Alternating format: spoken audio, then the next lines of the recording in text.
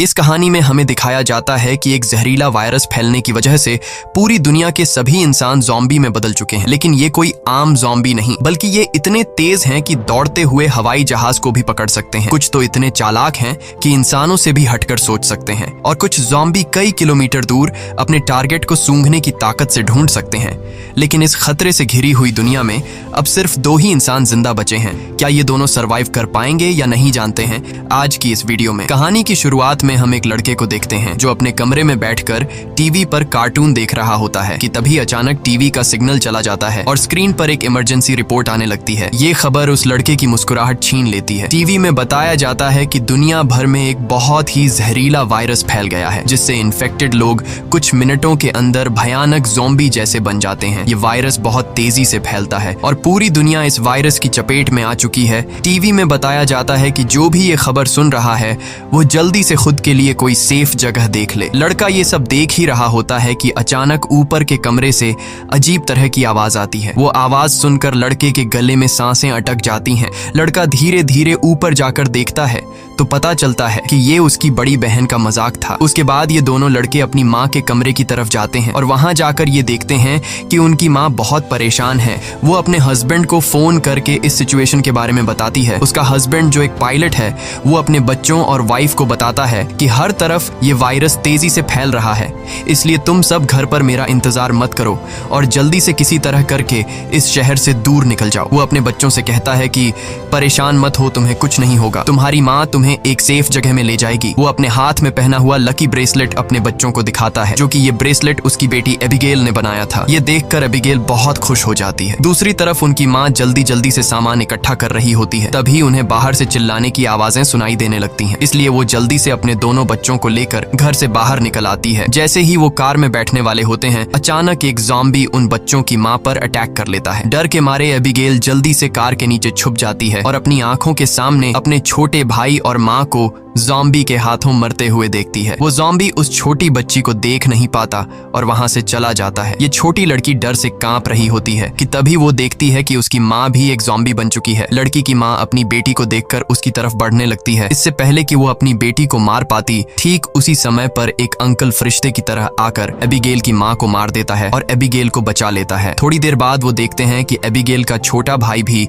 Zombie में convert हो रहा है, इसलिए वो आदमी लड़की को कान बंद करने के लिए कहता है और उसके ज़ॉम्बी बन चुके छोटे भाई को भी गोली मार देता है। अब इसके बाद 10 साल के बाद का सीन दिखाया जाता है और हम देखते हैं कि ज़ॉम्बी वायरस की वजह से इंसानी सभ्यता पूरी तरह से बर्बाद हो चुकी है। कभी रोशनी से चमकने वाले शहर अब वीरान हो चुके हैं और अब तक सारे इंसान या तो मर चुके हैं या फिर ज़ॉम्बी बनकर इधर उधर भटक रहे हैं और सिर्फ 2 ही लोग जिंदा बचे हैं। वो छोटी लड़की एबिगेल जिसे अंकल ने बचाया था, अब वो बड़ी हो चुकी है। उस दिन से लेकर अब तक एबिगेल अंकल जैक की नजरों में पली बढ़ी और जैक ने उसे ट्रेन करके ज़ॉम्बी से लड़ना सिखा दिया है। उस दिन अगर उसकी लाइफ में जैक नहीं आता तो एबिगेल अब तक मर चुकी होती, इसलिए एबिगेल जैक को अपना पिता मानती है। इतने सालों तक जंगल में अकेले रहने के बाद एबिगेल को बहुत ही लोनली महसूस हो रहा होता है। उसकी सबसे बड़ी इच्छा है कि उसे कोई इंसानी बस्ती मिल जाए जहां वो लोगों के साथ मिलकर रह सके, लेकिन जैक को लोगों के बीच रहना बिल्कुल भी पसंद नहीं। रात को जब वो दोनों जंगल में कैंप लगाकर सो रहे थे, तभी किसी की आवाज से जैक की आंख खुल जाती है। वो धीरे से अपने कैंप से बाहर निकलकर देखता है कि तभी एक ज़ॉम्बी जैक पर हमला कर देता है, लेकिन जैक लगातार गोलियां चलाकर उसे मार देता है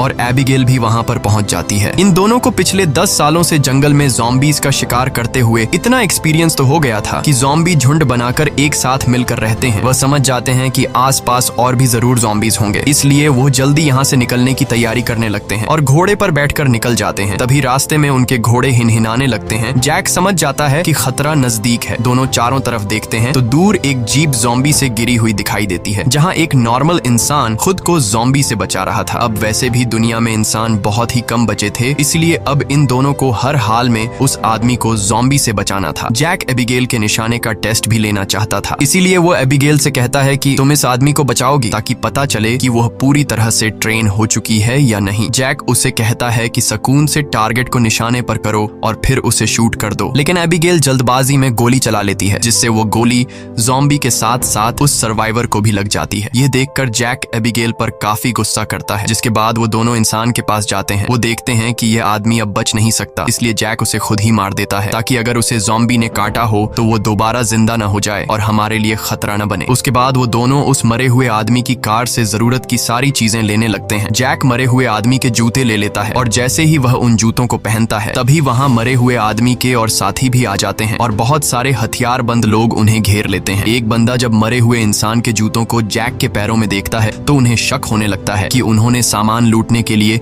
उनके साथी को मारा है। जब ये लोग जैसे ही इन दोनों को मारने लगते हैं तभी एक प्रेग्नेंट लेडी कार से उतरती है और अपने साथियों से इन दोनों को छोड़ने के लिए कहती है। तभी काला घोड़ा फिर से इन्हें वार्निंग देता है और अगले ही पल दूर जंगल से तेज आवाजें आने लगती हैं। बहुत सारे ज़ॉम्बी तूफान की तरह चारों तरफ से उनकी ओर बढ़ने लगते हैं। वो लोग इतने तेज रफ्तार से आते हैं कि उन्हें भागने का मौका नहीं मिलता, इसलिए हथियार निकालकर वहीं मुकाबला करते हैं। यहाँ सबके पास हथियार तो थे मगर ज़ॉम्बी की तादाद काफी ज्यादा थी, इसलिए वो एक एक करके ग्रुप के बहुत से लोगों को काट लेते हैं। बचे हुए लोगों के पास छुपने की कोई जगह नहीं होती और जल्द ही यह बहुत ही कम लोग बच जाते हैं। एक मजबूत आदमी बदकिस्मती से ज़ॉम्बी के काटने का शिकार हो जाता है, इसलिए वह खुद को गोली मारना चाहता है लेकिन उसके बंदूक में गोलियां खत्म हो जाती हैं। अब उन्हें पता चल चुका था कि वो उनसे लड़ नहीं पाएंगे, इसलिए एबिगेल प्रेग्नेंट लेडी को लेकर गाड़ी में बैठाती है। गाड़ी में प्रेग्नेंट लेडी का हस्बैंड भी बैठा होता है और जैक गाड़ी स्टार्ट करके जल्दी से वहां से निकल जाते हैं। पूरे ग्रुप में अब ये सिर्फ 4 लोग ही बचे थे, बाकी सब ही ज़ॉम्बीज के शिकार हो चुके थे। एक काले चेहरे वाला ज़ॉम्बी अपने साथियों को मरा हुआ देखकर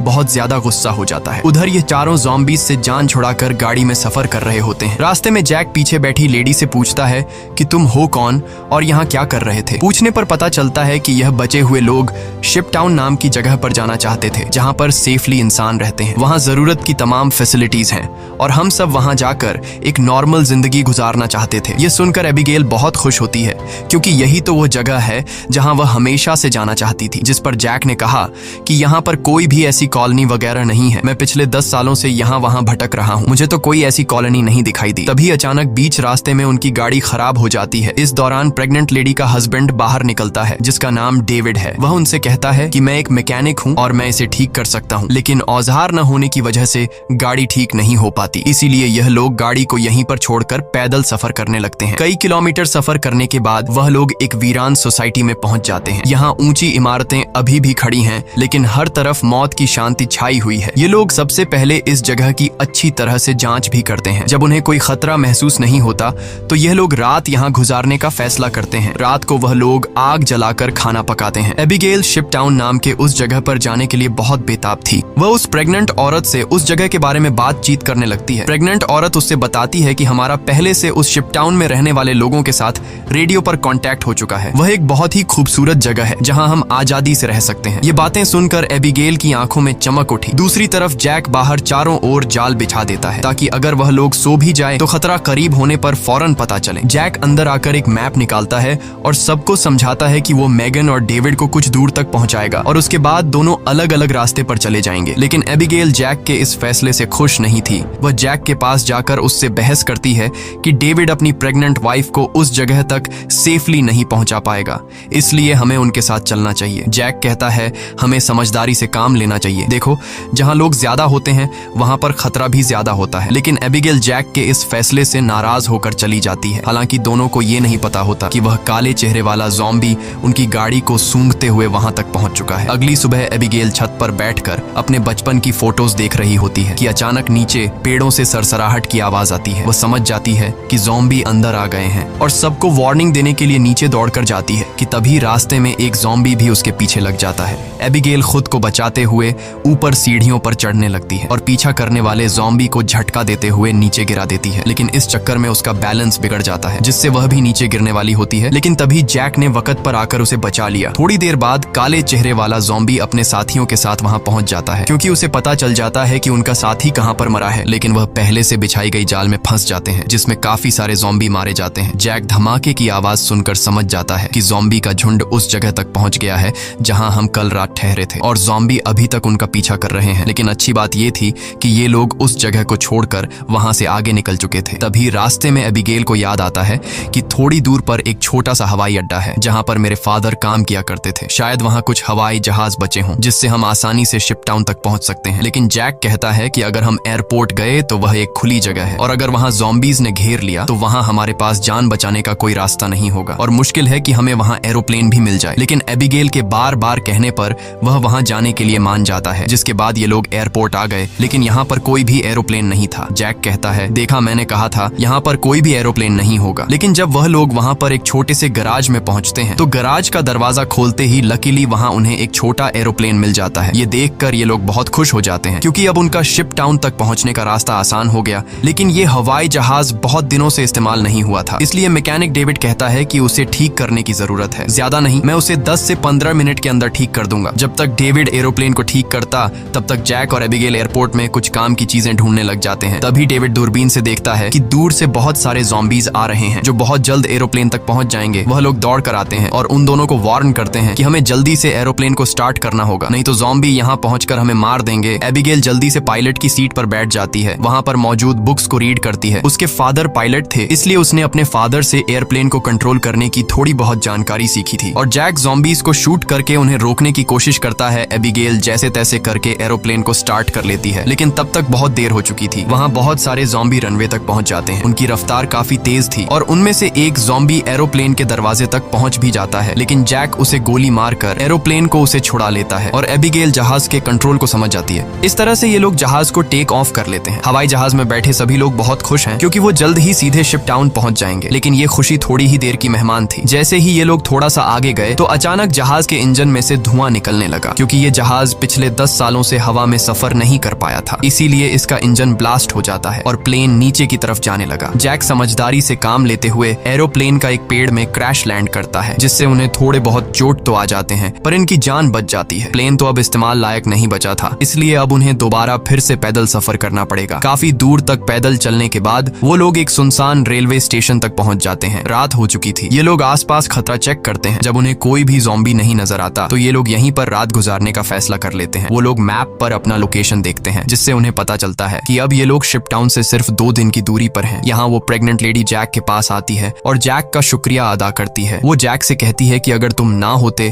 तो हम कभी भी यहाँ तक नहीं पहुँच पाते। ये सुनते हुए जैक को भी मैगन से हमदर्दी होने लगी। वो उसे अपनी स्टोरी सुनाता है कि आज से 10 साल पहले जब ये ज़ॉम्बी वायरस शुरू हुआ था तो उसे सबसे पहले अपनी पत्नी को जान से मारना पड़ा क्योंकि वो उसे काटने आ रही थी। इसीलिए तब से लेकर आज तक उसके अंदर का इंसान कहीं मर सा गया है। अब इस दुनिया में सिर्फ उसके पास एबिगेल ही है जिसे वो हर एक कीमत पर जिंदा रखेगा।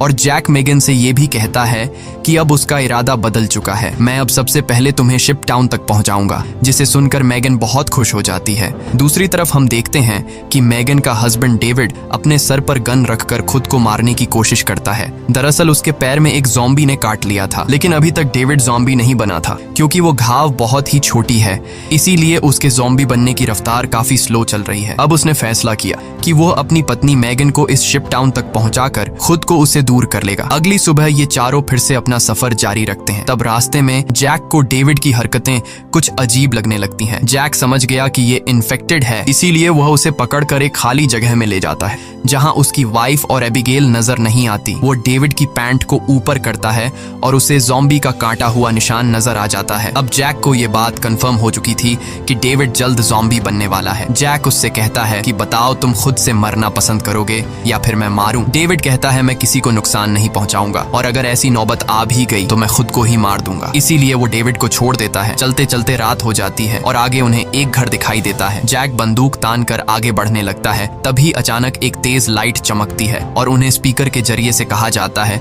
कि अपनी वेपन्स नीचे रख दो वरना गोलियों से छलनी कर दिया जाओगे। अब उन्हें पता चल जाता है कि अंदर कोई इंसान ही है। एबिगेल आगे बढ़ती है और कहती है कि हमारा यहाँ आने का मकसद किसी को नुकसान पहुँचाना बिल्कुल भी नहीं है, बस हमें मदद चाहिए। तभी उस घर का मालिक बाहर आता है। वो कहता है कि तुम लोगों को यहाँ ढेर सारा खाना और रात गुजारने दिया जाएगा, मगर एक शर्त पर, तुम सबको अपनी बंदूकें बाहर ही छोड़नी होंगी। जब ये लोग अपने वेपन्स बाहर छोड़ देते हैं तो वो आदमी उन्हें घर के अंदर ले जाता है। ये आदमी सबको घर के अंदर वेलकम करते हुए बताता है कि मैं एक साइंटिस्ट हूँ, मैं यहाँ पर अकेला रहता हूँ, अगर मैं चाहता तो यहाँ से जा सकता था, लेकिन ऐसी जगहों पर मुझे रिसर्च करने में आसानी होती है। यहाँ वो इन सबको बहुत अच्छा खाना देता है जिसे वो सब देखकर हैरान रह जाते हैं क्योंकि ऐसा खाना उन्होंने काफी लंबे अरसे से नहीं खाया था। वो लोग खाने पर टूट पड़ते हैं। खाना खाने के बाद वो साइंटिस्ट इन लोगों के लिए ड्रिंक्स भी लाता है। वो सब बहुत खुश थे क्योंकि इतने दिनों बाद सबको आराम से बैठकर बातें करने का मौका मिलता है। लेकिन साइंटिस्ट की बातें सुनते हुए उन्हें कुछ अजीब लगता है। साइंटिस्ट कहता है कि देखो ये जो वायरस फैला है वैसे तो ये बहुत बुरी चीज है, लेकिन दूसरी तरफ इससे इंसान अपग्रेड भी हुए हैं, जैसे कि कमजोर इंसान खत्म हो जाएंगे और जो ताकतवर होगा वो जॉम्बी बनकर जिंदा रहेगा। वो कहता है कि जॉम्बी सिर्फ खाने के लिए जीते हैं ना कि तरक्की के लिए, इसलिए जॉम्बीज को दुनिया पर राज करना चाहिए। ये सुनकर उन चारों को बहुत ही अजीब लगने लगता है। तभी डेविड को अपनी तबीयत ज्यादा खराब लगती है और वो बाथरूम में जाता है। बाथरूम जाकर वो शीशे में देखता है कि उसके बॉडी में वायरस पूरी तरह से फैल चुका होता है। जब डेविड वापस हॉल में आता है तो देखता है कि जैक और बाकी लोग बेहोश पड़े हैं। दरअसल साइंटिस्ट ने शराब में बेहोशी की दवा मिला दी थी। ये देखकर डेविड साइंटिस्ट पर हमला करने लगता है कि तभी साइंटिस्ट अपने हाथ में पकड़े हुए एक डिवाइस का बटन दबा देता है। डेविड को अचानक बहुत कमजोरी महसूस होती है और वो जमीन पर गिर जाता है। साइंटिस्ट कहता है कि इस डिवाइस को मैंने सालों की मेहनत के बाद बनाया है, जिससे मैं दुनिया के किसी भी कोने में जा सकता हूँ और इस डिवाइस की मदद से ज़ॉम्बी मेरा कुछ भी नहीं बिगाड़ सकते। साइंटिस्ट ने एक ऐसा डिवाइस बना लिया था जिससे वो ज़ॉम्बीज को कंट्रोल कर सकता था, यानी कि अब वो पूरी दुनिया का राजा बनकर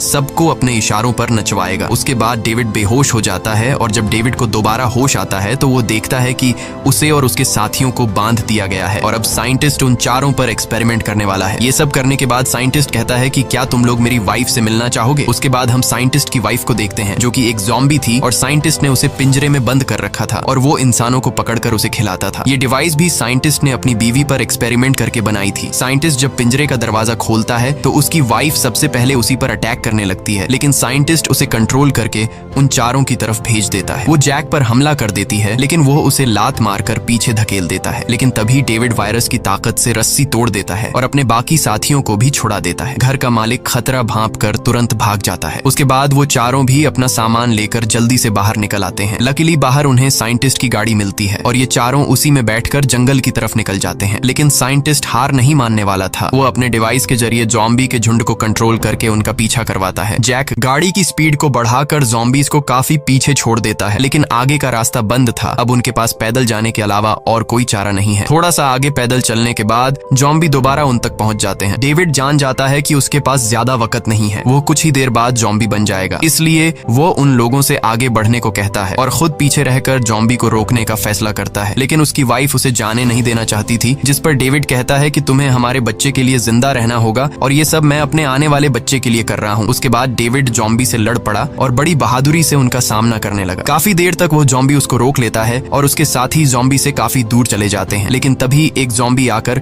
डेविड को मार देता है। जैक मेगन को गोद में लेकर आगे की तरफ बढ़ता है और फाइनली ये लोग उस जगह तक पहुंच जाते हैं जहां पर इंसानों की बस्ती थी। एबिगेल मदद मांगने के लिए चिल्लाने लगती है क्योंकि उनके पीछे बहुत सारे ज़ॉम्बी थे। ऊपर टावर पर बैठे 2 पहरेदारों ने उन्हें देख लिया और वो अब स्नाइपर से ज़ॉम्बीज को शूट करके उन्हें कवर देने लगे। जल्द ही उन लोगों के लिए एक बोट भी भेजी जाती है और ये तीनों उस बोट में बैठकर शिप टाउन के अंदर पहुंच जाते हैं। काले चेहरे वाला ज़ॉम्बी अपने साथियों को आगे बढ़ने से रोकता है क्योंकि आगे पानी का रास्ता है और वह उसे पार नहीं कर सकते थे। दूसरी तरफ मेगन की डिलीवरी होने वाली थी और उसे तुरंत इलाज की जरूरत थी। अच्छी बात यह है कि यहाँ डॉक्टर और हॉस्पिटल की फैसिलिटी भी मौजूद थी। अगली सुबह हम देखते हैं कि इस जगह को कई बड़े जहाजों से जोड़कर एक टाउन बनाया गया है जिसके चारों तरफ पानी है। जैक एबिगेल से कहता है कि अब हमें यहाँ से जाना चाहिए, लेकिन एबिगेल ने यहीं रहने का फैसला कर लिया है। उसे लोगों के बीच रहने में बहुत मजा आ रहा है। इसी बात पर दोनों में बहुत झगड़ा होता है। तभी एक डॉक्टर आती है और बताती है कि मेगन ने एक बेटी को जन्म दिया है, लेकिन खून ज्यादा बहने की वजह से वो शायद ज्यादा दिन नहीं जी पाएगी। ये सुनकर जैक का मन उदास हो जाता है। वह जल्दी से हॉस्पिटल के कमरे में जाता है। मेगन बहुत कमजोर हो चुकी है और वह अपनी बेटी को जैक के हवाले करना चाहती है और वह चाहती है कि वह भी एबिगेल की तरह बड़ी हो। जैक को अपनी मरी हुई वाइफ की याद आती है और मेगन की बेटी को अपने पास रखने के लिए तैयार हो जाता है। इधर एबिगेल एक हैंडसम लड़के के साथ एंजॉय कर रही होती है। उसने कभी सोचा भी नहीं था कि इतने सारे लोग एक साथ बैठकर शराब पी सकते हैं और खूबसूरत संगीत पर जमकर नाच गा सकते हैं, इसलिए उसका यहीं रुकने का इरादा और भी पक्का हो जाता है। थोड़ी देर बाद एबिगेल उस हैंडसम लड़के को चुपके से एक कैबिन में जाते हुए देख लेती है। उसे देखकर वह भी अंदर चली जाती है। वहां पहुंचकर वह देखती है कि ये कैबिन पूरी तरह से तारों और बमों से भरा हुआ है। वहां एक वायरलेस स्विच भी लटका हुआ होता है। जैसे ही वह उस स्विच को टच करती है तभी वह लड़का भाग कर आता है और बताता है कि उन्होंने शिप टाउन के नीचे बम लगाए हैं। अगर कभी ये जगह खतरे में पड़ती है तो लोग उस रास्ते से भाग जाएंगे और बाहर से इस जगह को उड़ा देंगे। लेकिन दोनों को बिल्कुल भी अंदाजा नहीं होता कि ये दिन इतनी जल्दी आ जाएगा। वह साइंटिस्ट गुस्से में वहां तक भी पहुंच जाता है। वह देखता है कि इन लोगों ने बहुत सारे ज़ॉम्बीज को मार दिया है जिनके सहारे वह इस दुनिया पर राज करना चाहता है। वह अपने कंट्रोल डिवाइस के जरिए उस काले चेहरे वाले ज़ॉम्बी राजा को अपने कंट्रोल में कर लेता है। साइंटिस्ट की मदद मिलने के बाद शिप टाउन के नीचे का पानी अब उन्हें नहीं बचा सकता था। बहुत सारे ज़ॉम्बी पानी के नीचे से उन शिप्स पर पहुंच जाते हैं और लोगों पर अचानक अटैक कर लेते हैं, जिनमें से बहुत से लोग मारे जाते हैं। लोगों के बीच हलचल मच जाती है। इधर जैक को भी इस बात का पता चल जाता है कि ज़ॉम्बीज़ ने अटैक कर लिया है। जैक को एबिगेल की चिंता होने लगती है और वह उसे ढूंढने लग जाता है। वह ज़ॉम्बीज़ को मारते हुए आगे बढ़ता है और आखिरकार वह एबिगेल को ढूंढ लेता है। दूसरी तरफ सन की साइंटिस्ट भी शिप पर पहुंच जाता है और एबिगेल को पंच मारकर नीचे गिरा देता है। ये देखकर जैक गुस्से में आकर साइंटिस्ट की तरफ दौड़ने लगता है कि तभी एक ज़ॉम्बी बीच में आकर उसे धक्का देकर नीचे टैंक में फेंक देता है और वहां वह साइंटिस्ट भी पहुंच जाता है और जैक से बदला लेना चाहता है। वह जैक को लात मारकर गिरा देता है, लेकिन जैक को पता था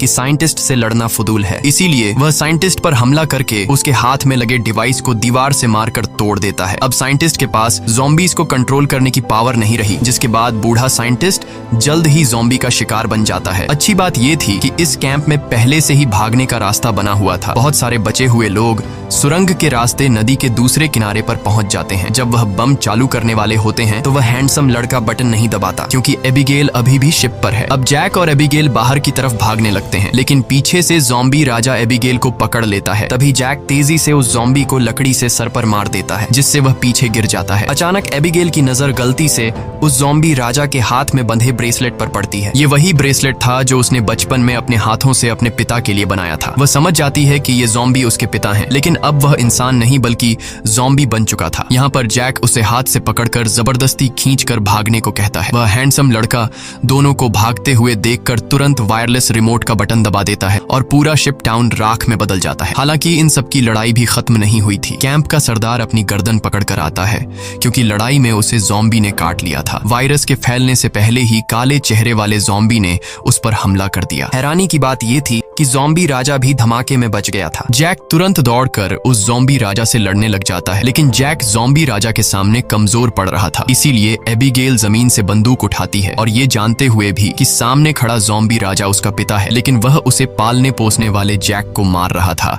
इसलिए एबिगेल बिना सोचे समझे उस काले चेहरे वाले ज़ॉम्बी राजा को गोली मार देती है, क्योंकि अगर वह उसे गोली नहीं मारती तो वो ज़ॉम्बी राजा वहां पर मौजूद सब लोगों को मार देता। उसके बाद जैक और एबिगेल गले लगते हैं और अब जैक, एबिगेल और बचे हुए लोग दूर समुद्र में एक सुनसान द्वीप की तरफ देखते हैं और वहीं एक नई इंसानी बस्ती बसाने का फैसला करते हैं। इसी के साथ ये कहानी खत्म हो जाती है। अगर वीडियो आपको अच्छी लगी हो तो हमारे चैनल को सब्सक्राइब और वीडियो को लाइक जरूर कीजिएगा।